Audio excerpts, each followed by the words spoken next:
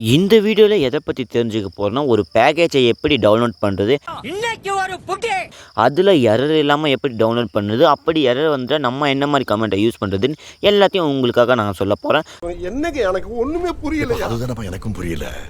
So அதுக்கு முன்னாடி நம்ம சேனலுக்கு நீங்க புதுசா வந்தீங்கன்னா, சப்ஸ்கிரைப் பண்ணி வச்சுட்டு வீடியோக்கு லைக்கா குடுத்துட்டு உங்க ஃப்ரெண்ட்ஸோட ஷேர் பண்ணிட்டு வாங்க. ஒரு பேக்கேஜ் இன்ஸ்டால் பண்ணுறதுக்கு நம்ம யூஸ் பண்ணுற கமெண்ட் என்னென்னா, நம்ம சூடோ ஏபிடி இன்ஸ்டால் நம்மளுடைய பேக்கேஜ் பார்த்தீங்கன்னா கொடுப்போம். ஸோ எனக்கு பார்த்தீங்கன்னா ஆல்ரெடி இன்ஸ்டால் ஆகிக்குது. அதுக்கு முன்னாடியே பார்த்தீங்கன்னா எனக்கு ஒரு எரர் வந்திருக்குது. அனேபிள் டு லொக்கேட் பேக்கேஜ் பார் என்மேப்னு வந்திருக்கு. நான் என்மேப் பார்த்தீங்கன்னா டவுன்லோட் பண்ணிக்கிட்டு இருந்தேன்.